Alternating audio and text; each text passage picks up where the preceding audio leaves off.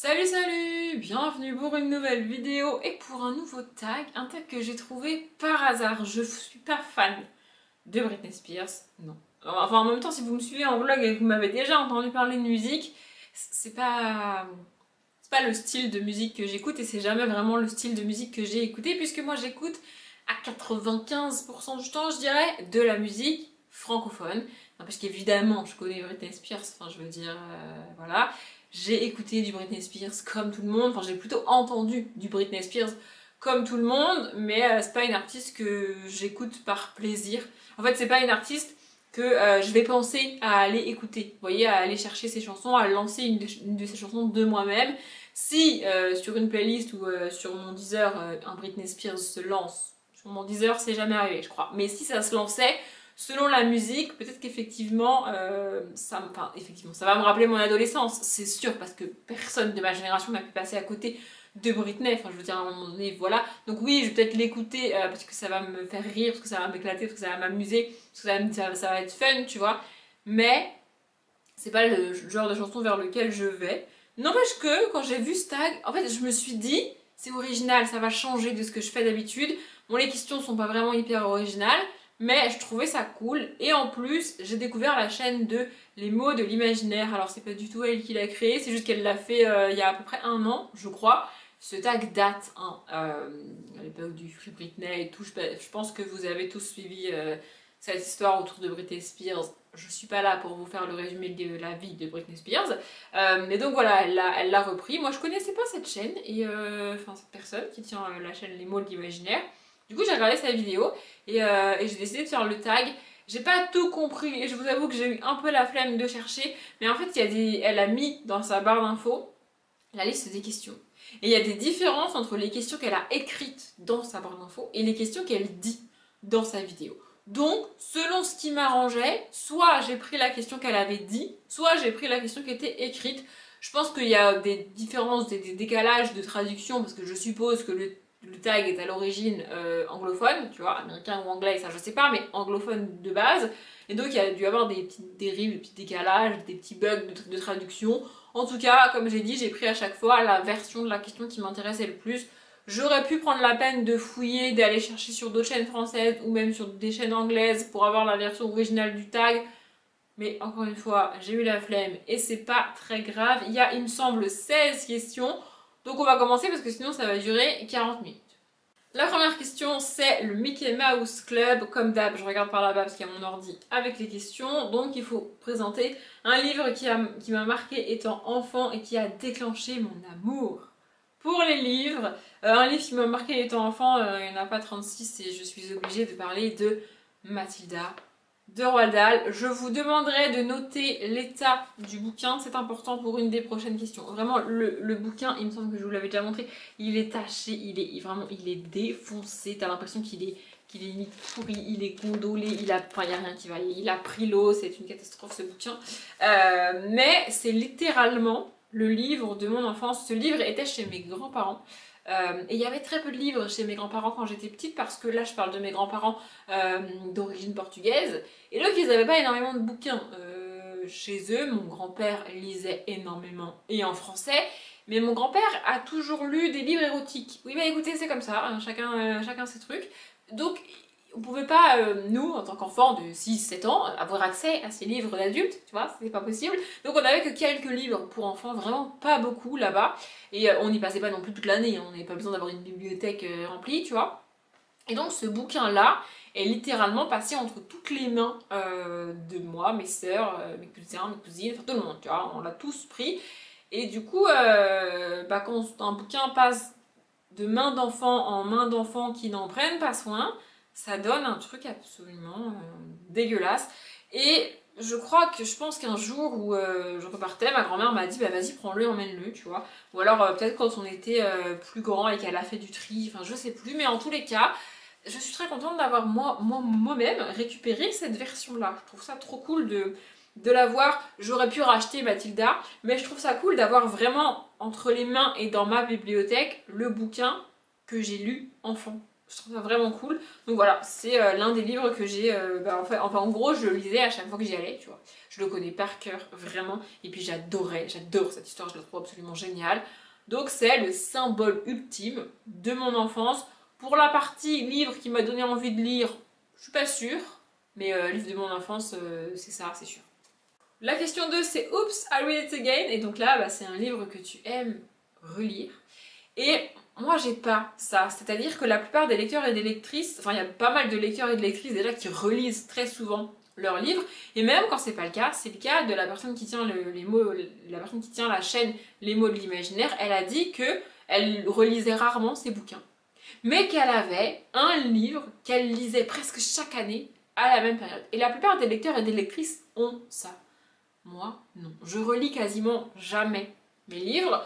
Du coup, j'aurais pu vous citer Harry Potter parce que c'est une relecture que j'ai faite il n'y a pas longtemps. Je pourrais vous citer les Chroniques Homérides parce que c'est une relecture que j'ai fait il n'y a pas longtemps. Mais il n'y a pas, en fait, ça correspond pas à la question parce qu'il n'y a pas de livre que j'aime relire régulièrement. Ça n'arrive pas, en fait. Du coup, je me suis dit que j'allais prendre la question à l'inverse, quitte à tricher, autant le faire les choses en grand, tu vois. Donc, je vais citer un livre que j'aimerais relire. Je pense que ça sera mon challenge pour l'année prochaine. Je pense qu'à partir de maintenant, tous les ans, je vais me challenger de relire un livre ou une saga que j'ai déjà lu et que j'ai aimé. L'année dernière, c'était Harry Potter. Cette année, c'est les Chroniques Homérides. J'espère que l'année prochaine, ça sera Hunger Games de Susan Collins. Cette saga, en fait, c'est réellement cette saga-là qui m'a donné envie de lire et qui m'a vraiment mis dans la lecture en mode vas-y, c'est cool, tu vois, c'est cette saga-là, c'est pas Mathilda. Et ça, je l'ai lu, j'avais 19 ans, un truc comme ça, donc c'est quand même, ça fait 10 ans. Voilà, ça quand même arrivé tardivement, mais vraiment, c'est cette saga-là. Et j'ai peur de la relire aujourd'hui. En fait, j'ai peur de me rendre compte qu'aujourd'hui, je trouve ça pas si bien que ça. Vous voyez, j'ai peur de gâcher mon souvenir d'Hunger Games en le relisant. Mais en même temps, j'ai envie de le relire. Donc voilà, peut-être que je le relirai l'année prochaine, ou peut-être que je le relirai cette année, je ne sais pas, mais j'ai très envie de le relire et en même temps j'ai très peur de le relire. Encore une fois, c'est pas la question, je sais, ça répond pas à la question du tag, je veux dire, mais j'ai pas de réponse à la question du tag, donc je triche dans les grandes lignes, comme j'ai dit. La question 3, c'est Jamie Lynn, un livre qui ressemble beaucoup à un autre. Et là, j'en ai un qui m'est venu direct. Je l'ai plus avec moi parce qu'en fait, vu qu'il ressemblait beaucoup trop à un livre que j'avais aimé, je ne l'ai pas terminé. Donc c'est Le Cercle des Veilleurs, le tome 1, dans la Cité électrique de Sarah Andres. Je l'ai lu l'année dernière au mois de juillet, il me semble. Et je l'ai lu peu de temps après avoir lu Aurora de Vashti Hardy. Et je trouve la construction des univers, des personnages, de tout en fait, extrêmement similaire à Aurora. Dans Aurora, on suit un frère et une sœur qui sont orphelins et qui partent en expédition, enfin qui sont orphelins. Leur mère est morte et leur père a disparu, et donc ils partent en expédition pour essayer de retrouver leur père. Dans le cercle des veilleurs, on suit un garçon et une fille qui sont frères et sœurs et qui vont basculer dans un monde fantastique, un espèce d'univers parallèle au nôtre et dans lequel ils sont orphelins, je ne vais pas préciser, mais eux pour le coup ils sont orphelins et dans lequel ils vont en apprendre un peu plus sur leur famille et découvrir ce qui s'est passé pour leur famille. Et vraiment, j'ai trouvé les univers et même les personnages, la manière dont ils sont construits, la manière dont ils s'expriment, la manière dont ils interagissent, tout presque pareil que dans Aurora. Et en fait, j'arrivais pas à avancer, j'avais l'impression de déjà connaître l'histoire alors que c'était pas le cas, parce que c'était pas Aurora, tu vois. Mais j'arrivais pas à lire, j'arrivais pas à avancer, donc j'ai fini par abandonner le Cercle des Veilleurs. C'est probablement un très bon livre jeunesse, et peut-être que si je l'avais lu un peu plus longtemps après Aurora, j'aurais pu, mais là, ma lecture était trop proche en fait, du coup j'ai pas réussi. Attention pour mon accent à la quatrième question, donc c'est Crosswords. Désolée, un livre vraiment sous-évalué. Et là, j'ai décidé de parler un petit peu de féminisme. Écarlate de Hilary Jordan. Je n'ai quasiment jamais vu ce livre sur Booktube et pourtant il est génial. Je vais vous lire le résumé parce que je risque... En fait, si je commence à le résumer moi-même et à parler moi-même du personnage, je risque de m'emporter, je risque de m'agacer, je risque de m'énerver et je risque d'y passer 10 minutes. Or, c'est pas le cas. Donc le résumé est fait pour ça. Je vais vous lire le résumé, je vous encourage très fortement à lire ce livre. Donc, Coupable d'avortement afin de garder secrète une liaison interdite, Anna Payne est condamnée à être teinte en rouge, la couleur de son crime. Stigmatisée, mise au rebut d'une société américaine intolérante, victime d'un système judiciaire radical et de la haine des hommes, elle n'a plus qu'une seule issue, fuir à tout prix. Je pense que le résumé en dit suffisamment. C'est un livre absolument bouleversant sur le droit des femmes, sur le droit ou pas qu'a une femme de disposer de son corps, parce que c'est de ça qu'on parle ici, et que, en fait, ce qui est terrifiant ici, c'est que sa faute, qui pour moi n'en est pas une, est considérée comme gravissime. Genre, en fait, c'est le crime ultime. Il n'y a pas pire pour eux que l'avortement, alors que pour moi, il y a bien pire que l'avortement, mais passons. Et donc, elle est peinte en rouge, mais littéralement peinte en rouge pour que tout le monde sache ce qu'elle a fait et qu'elle ne puisse pas vivre normalement. En fait, il faut surtout pas qu'elle puisse vivre normalement, pas après un crime pareil, tu vois. Déjà, c'est considéré comme un crime, alors que pour moi, c'est pas un crime. Enfin, voilà, ce livre est absolument sous-estimé et il faut, en fait, il faudrait qu'il soit plus connu et plus reconnu, quoi. Voilà. Question 5, Justin Timberlake, un livre que tu ne peux pas oublier. Comme très souvent avec les tags, hein, je cite des évidences, mais j'ai envie de vous dire par avec lui de Agnès Leudig. Mais oui, mais qu'est-ce que vous voulez que je vous dise? Ce livre a changé ma vie, ce livre a bouleversé ma vie. En fait, ce livre a bouleversé la vision que j'avais des choses. Ce livre m'a appris énormément de choses, m'a permis de comprendre énormément de choses. Peut-être qu'un jour je le relirai, mais en fait, celui-là, je le relis pas. Et c'est pas que j'ai peur de le relire, c'est juste que je sais qu'il n'aura pas autant d'impact à la relecture qu'il a eu à la première lecture, parce que vraiment, la première lecture a chamboulé ma vie, mais vraiment ma vision des choses, ma manière d'appréhender les choses, de comprendre les choses, je sais pas comment expliquer, vraiment ici on parle de nouveau de féminisme et de la femme, on parle d'une jeune femme qui est maltraitée par son mari. Qui est vraiment considérée... En fait, son mari se considère supérieur à elle et il la traite comme une enfant et pas du tout comme sa femme. Pour lui, elle n'est pas son égale, elle est sa femme et donc inférieure. Et c'est terrifiant, vraiment lire ça, c'est terrifiant. En plus, l'écriture d'Agnès Leudig, elle fait des dialogues avec très peu de lignes entre les... Vous voyez, les personnages se parlent, je sais pas ce qu'ils se disent là, et il n'y a pas de texte, vraiment tu lis juste l'échange entre les deux personnages, et à lire c'est d'une violence, mais c'est vraiment, il y en a beaucoup, hein. C'est comme ça, c'est la manière d'écrire d'Agnès Leudig, et c'est percutant à lire, genre vraiment j'ai compris énormément de choses avec ce bouquin, et je ne pourrai jamais l'oublier. Question 6, Madonna, un personnage plus vieux qui te fait secrètement craquer. Là j'ai laissé cette formulation là, dans sa vidéo elle le dit différemment, mais c'est un personnage âgé avec qui tu voudrais passer du temps, c'est pas tout à fait la même chose, mais vous voyez. En fait la première chose à laquelle j'ai pensé, c'est de tricher. C'est-à-dire de tricher, oui et non, mais de citer un vampire. Je me suis dit, un vampire, il a forcément des centaines et des centaines d'années, donc il est plus vieux, mais il est physiquement pas plus vieux. Vous voyez ce que je veux dire? Et puis, j'ai pas réellement trouvé de vampire que je voulais citer, et je me suis dit, si c'est secrètement, c'est un personnage dont j'ai jamais parlé de cette manière-là. Or, bah, si je cite Vipère des Gardiens de l'Éternité, j'en ai déjà parlé sur la chaîne, tu vois. Et puis j'ai pensé à ce personnage-là, c'est un peu le même principe que les vampires, il est pas réellement plus âgé que moi, mais comme il y a toute une histoire de réincarnation et de délire, en réalité il est bien plus vieux que moi. Non, je ne parle pas de Verlaine, mais je vous le dis quand même avant de vous montrer le livre. Je parle de Reyes, dans la saga Charlie Davidson. Reyes est un personnage vraiment que j'adore. Je ne l'ai pas cité dans le top des personnages masculins, déjà parce que il y avait d'autres personnages que je voulais citer avant lui, mais aussi et surtout parce qu'il était inconcevable pour moi de ne pas mettre Charlie Davidson dans le top des personnages féminins. C'était vraiment impossible de ne pas la mettre. Et j'aurais pas fait comme pour Katniss et Peeta. Si j'avais voulu citer les deux, je les aurais mis en couple. Mais c'est pas le couple que j'aime, c'est vraiment Charlie que j'aime. Et j'adore Reyes. Pas au même niveau, pas pour la même raison, mais bref. Voilà, mais Reyes, vraiment, il est En fait, il est la dangerosité incarnée, genre vraiment, il est le fils du diable. Non mais littéralement, dans la saga, il est le fils du diable, pour vous donner un ordre d'idée, tu vois. Mais j'adorerais passer du temps avec lui. En fait, j'adorerais les deux, tu vois. Je craque un petit peu pour lui quand même, parce que c'est Reyes, tu vois. Il est décrit comme le mec, comme l'homme parfait. Enfin, je veux dire, à un moment donné, voilà. Et il a cette espèce de combat intérieur, c'est-à-dire qu'il n'est pas diabolique lui-même, il est le fils du diable. Oui, mais il essaye un petit peu de combattre son père et de combattre toute cette partie-là de lui. Et c'est ça que j'aime, vraiment j'adore Reyes.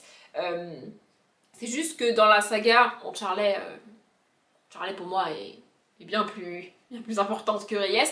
Et dans l'univers aussi. La saga s'appelle Charlie Davidson. On suit Charlie Davidson, c'est elle qui est au cœur de tout, qui est au centre de tout. Lui, c'est un personnage secondaire, voire tertiaire. Il est l'intérêt romantique de Charlie, mais il n'est pas au premier plan du tout. Il est vraiment...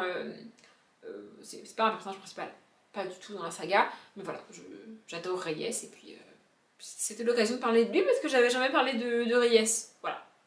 La question 7, c'est The Onyx Hotel. Et donc là, c'est un livre que tu as abandonné en cours de route. Si vous me suivez, vous le savez, j'ai l'embarras du choix. Hein. C'est-à-dire que des livres que j'abandonne, il y en a tous les mois, il y en a tout le temps. Moi, j'abandonne beaucoup de livres. C'est comme ça. Et je me suis dit, en fait, j'étais prête à ne pas répondre à la question. Je me suis dit, je vais pas citer un livre pour citer un livre, c'est nul. J'en abandonne beaucoup. Flemme, tu vois. Et puis, je me suis dit que... Je me suis souvenue de ce bouquin-là, que j'ai abandonné.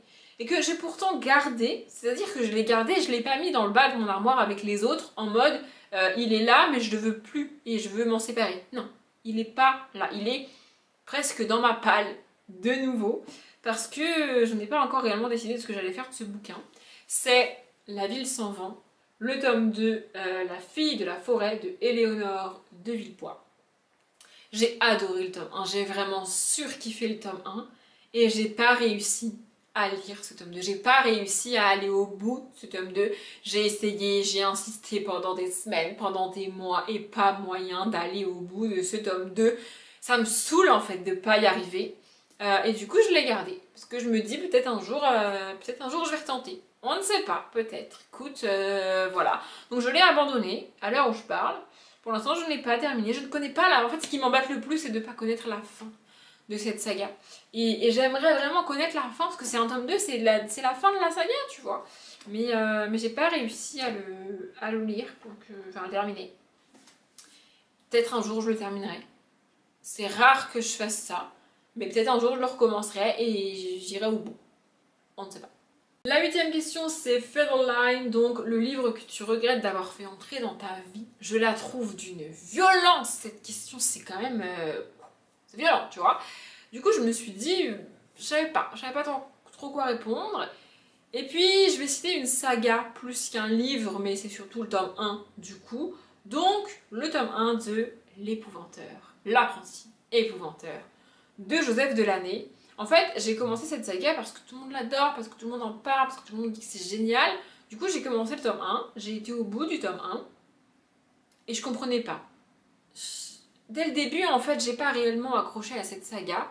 Et pourtant, je me suis acharnée, j'ai continué, j'ai insisté. Et encore une fois, pour ceux qui me suivent et pour ceux qui savent, abandonner des livres, c'est quelque chose que je fais très souvent. Et quelque chose que je fais sans culpabilité aucune. Vraiment, si j'ai pas envie, ben je lis pas, tu vois.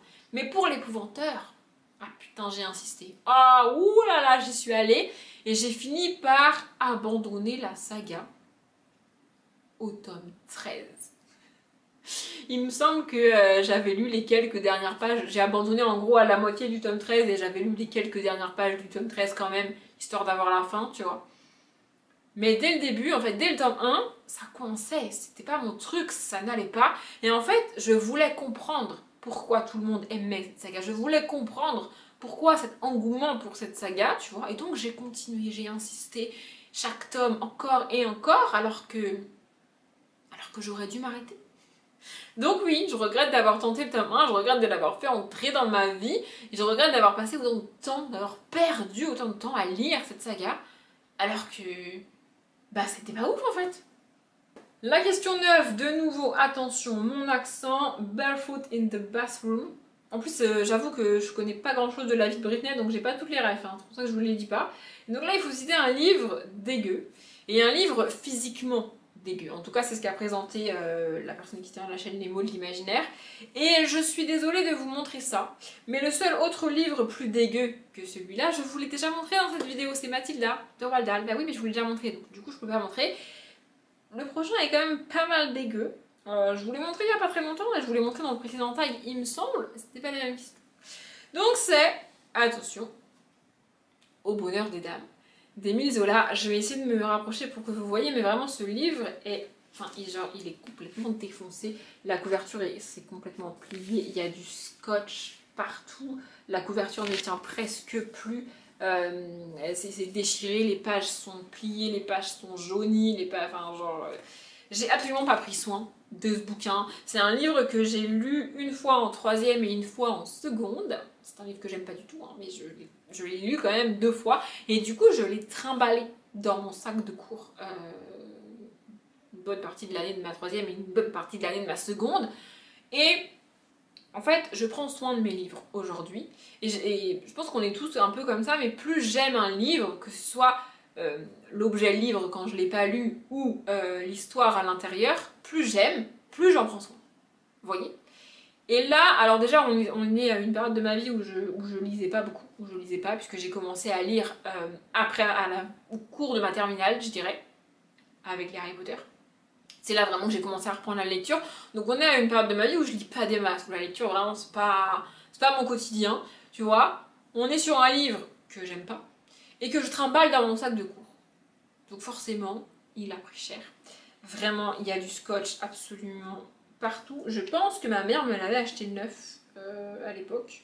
Mais vraiment, les pages sont pliées, les pages sont noircies. Enfin, il est dégueulasse, ce bouquin est dégueulasse. Et peut-être que vous vous demandez, vu l'état du bouquin et étant donné que je l'aime pas, pourquoi je l'ai gardé? Eh bien parce que je veux garder pour preuve que j'ai lu ce bouquin. Parce que j'ai souffert hein, pour lire ce bouquin et je le déteste littéralement de la première à la dernière page. Mais je l'ai lu, donc je le garde. La question de liste pour moi, c'est une question qui ne sert à rien, mais écoutez, c'est comme ça. Donc c'est The Cheetos, un livre avec une couverture orange. Je vois pas du tout l'intérêt de ce genre de question, mais écoutez, j'ai sorti un livre orange quand même, donc Love Game, le tome 3, Tamed de Emma Chase. Dans cette saga, il me semble qu'on suit sur les tomes 1 et 2, Kate et Drew, et qu'ici on suit un autre couple, Matthew et Dolores. Voilà, c'est une saga que j'aime beaucoup, c'est une saga de romance assez classique, j'aime bien Emma Chase, j'aime bien ses personnages. Drew est l'un de mes personnages préférés, vraiment je l'adore. Voilà, et là vous voyez on est sur un livre que j'ai un peu abîmé quand même. Le dos est un petit peu défoncé, je sais pas si vous voyez. Je n'ai pas particulièrement pris soin. Ou alors je l'ai acheté comme ça. Il me semble que je l'ai acheté comme ça. Parce que je suis pas du genre à niquer mes dos comme ça. Bref. La question 11, c'est 2007. Un livre qui a été difficile à finir. Et bah, encore une fois, j'abandonne mes livres facilement, donc si c'est difficile à finir, c'est pas parce que j'aime pas, parce que j'apprécie pas, parce que je trouve ça long, parce que je trouve ça chiant, mais que je vais quand même continuer à le lire, vous voyez. Si c'est difficile à finir, c'est parce que l'histoire est dure à lire pour moi, mais qu'elle me plaît. Et là, il n'y a pas plus difficile pour moi que ce bouquin-là. Je sais pas combien de temps j'ai mis à le finir, mais ça a été très très très long. C'est Un jour de David Nichols. Alors déjà on est sur... déjà je vais vous résumer le livre, on suit Emma et Dexter. C'est un livre qui a eu énormément de résonance sur moi et sur ma vie privée, du coup c'était très, très, très difficile à lire déjà. Voilà, on suit Emma et Dexter et en gros on va les suivre tous les 15 juillet. Ils vont se retrouver tous les 15 juillet chaque année et voilà, on suit leur relation comme ça qui évolue d'année en année. Et c'est une histoire absolument géniale. Donc ce qui a fait que j'ai eu du mal à lire, c'est déjà que vraiment ça a eu une résonance en moi et par rapport à ma vie privée absolument terrifiante. Genre vraiment, David Nichols arrête de rentrer dans ma vie comme ça, c'est pas possible. Et aussi et surtout, parce que j'avais vu le film avant de lire le livre, et que vous ayez vu le film ou lu le livre ou fait les deux, la fin est la même. Et donc en sachant la fin de l'histoire, j'ai eu énormément de mal à la lire. En fait c'est bizarre parce que j'espérais que la fin soit différente dans le livre parce que cette fin est... c'est pas le cas hein, mais cette fin est tellement violente, c'est une catastrophe. Vraiment j'espérais que ça soit pas le cas dans le livre et en même temps je trouve la fin tellement percutante que ça m'aurait déçu que ce soit une fin différente dans le livre. Vous voyez? Mais j'ai quand même eu énormément de mal à le terminer, à lire ces pages, à lire cette scène, c'était horrible, vraiment. Donc voilà, j'ai mis des plombes à terminer ce bouquin. Peut-être qu'un jour ça fera partie des livres que je relirai, qui sait. La question 12 me met la musique en tête, j'espère que ce sera votre cas. Donc c'est Gimme More, un livre qui devrait avoir une suite. Et là, j'ai cherché, vraiment j'ai cherché, et j'ai pas trouvé. Parce que, en fait, je pense que j'ai trop de respect pour les gens, pour les auteurs et pour les autrices. S'ils ont décidé qu'il n'y avait pas de suite, s'ils ont décidé que ça se terminait comme ça, et bien ça se termine comme ça. C'est pas à moi de dire devrait y avoir une suite. Pas moi qui décide, en fait. C'est eux qui décident en tant qu'auteur, en tant qu'autrice. Et moi, je fais avec, en fait. Donc, je préfère ne pas répondre à cette question. Voilà.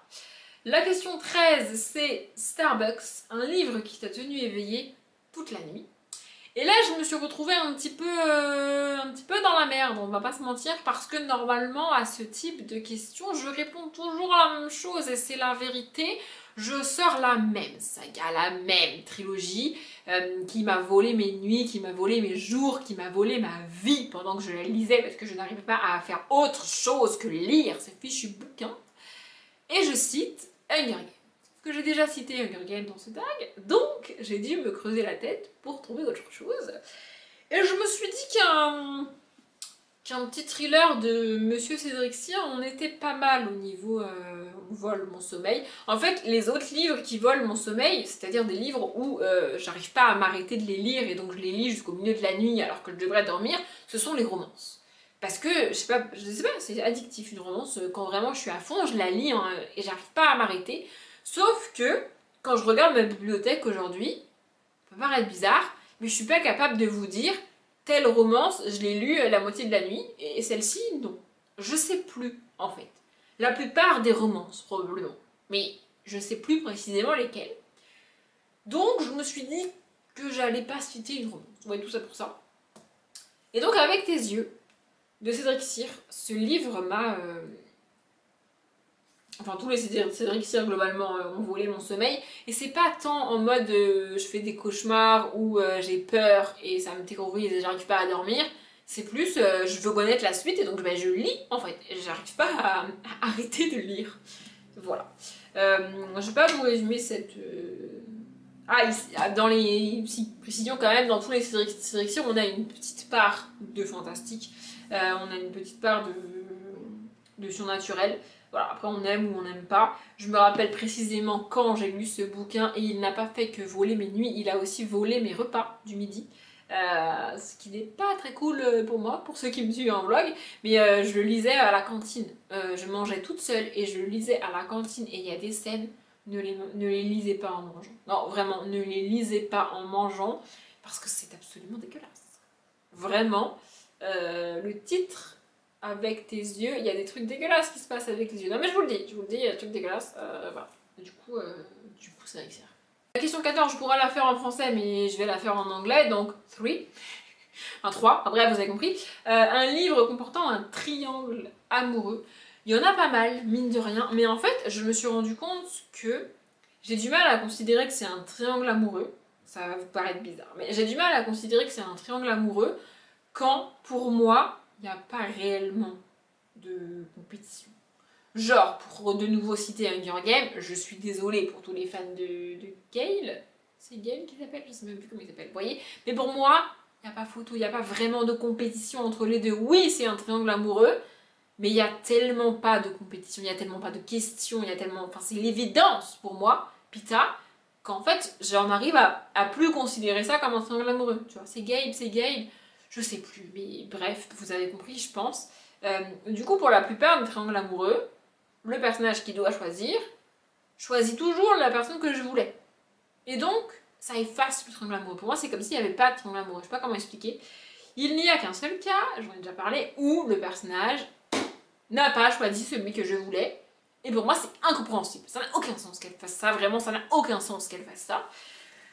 Mais, dans la légende des 4, donc ici le tome 1, le clan des loups, Maya, il me semble qu'elle s'appelle, c'est ça, se retrouve. Donc Maya est l'héritière du clan des loups, et elle se retrouve dans un triangle amoureux avec 2 garçons.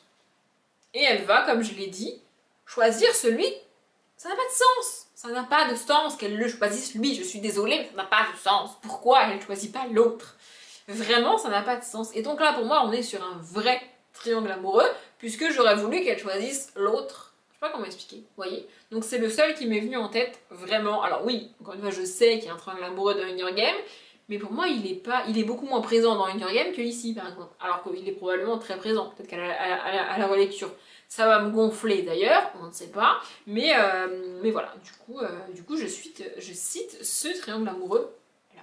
La question 15, c'est cool. Et donc là, c'est un livre que tu as trouvé très cool. Et dans sa vidéo, elle a présenté un livre, au contraire, qu'elle trouve pas cool.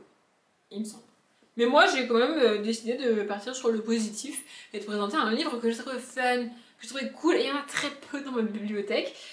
Donc j'ai choisi Suis-moi, je te fuis de Louise Manet. On est sur une romance un peu chiclite, et c'est bizarre, c'est un petit peu un ovni dans ma bibliothèque parce que je lis... Enfin, c'est pas que je lis très peu ce genre de bouquin, c'est que je termine très peu ce genre de bouquin et que j'apprécie très peu. Ce genre de littérature très légère, très fun, qui se veut juste fun pour être fun. Moi en général ça me suffit pas et ça me gonfle, mais là j'ai bien aimé. Je crois l'avoir lu à une période de ma vie où ça n'allait pas vraiment bien et où j'avais besoin justement de cette légèreté, et du coup j'en garde un très bon souvenir. C'est vraiment très cool. En gros, on a une jeune femme qui... Je sais plus, on a un homme et une femme et je sais plus qui rentre dans qui, mais en gros ils ont un accident de voiture tous les deux, l'un avec l'autre, enfin l'une avec l'autre, vous avez compris. Et c'est comme ça qu'ils se rencontrent en fait, et il me semble qu'il va l'engager pour qu'elle... En gros, lui il est attiré par elle et il essaye de l'inviter à dîner, et elle n'est pas très chaude. Il me semble qu'il y a un délire avec sa fille à lui aussi.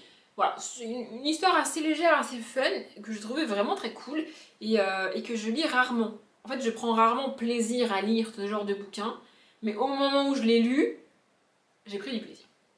Et enfin, la dernière question, c'est Work Beach, et donc là, c'est un livre inspirant. Et je vais faire comme a fait la personne qui tient la chaîne Les Mots de l'Imaginaire, je connais pas son prénom, je suis désolée.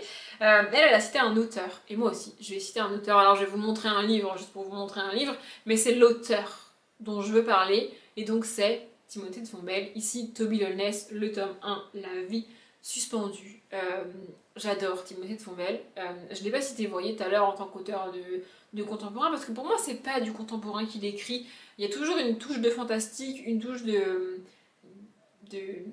féerique presque, d'onirique. Je sais pas comment expliquer, comment définir les textes de Timothée de Fombelle et la plume de Timothée de Fombelle. Je parle rarement des plumes des auteurs et des autrices, mais la plume de Timothée de Fombelle est pour le coup, tu peux pas passer à côté. Enfin, vraiment, quand tu lis du Timothée de Fombelle, tu peux pas ne pas voir sa plume, c'est pas possible. Il a une écriture absolument géniale.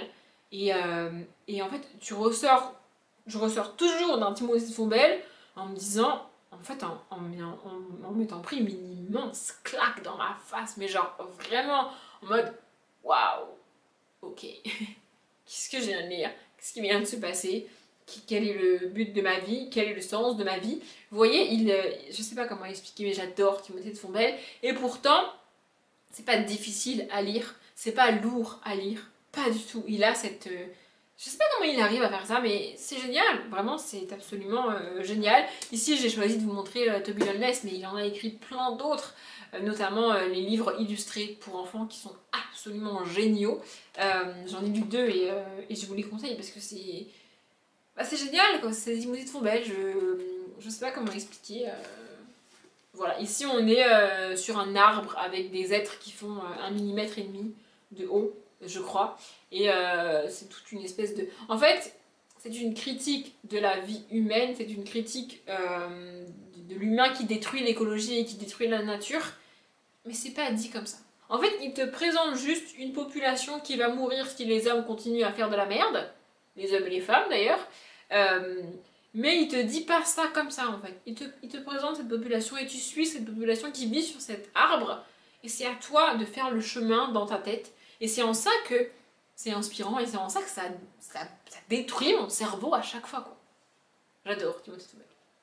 J'ai réussi à répondre à toutes les questions en moins de 40 minutes. Je vous avoue que je suis particulièrement fière de moi. J'espère que vous aussi, et j'espère que vous avez regardé cette vidéo jusqu'au bout. Si c'est le cas, merci. Je m'arrête là. Comme d'habitude, je vous souhaite une bonne journée, un bon après-midi, un bon appétit ou une bonne nuit, et je vous dis à bientôt.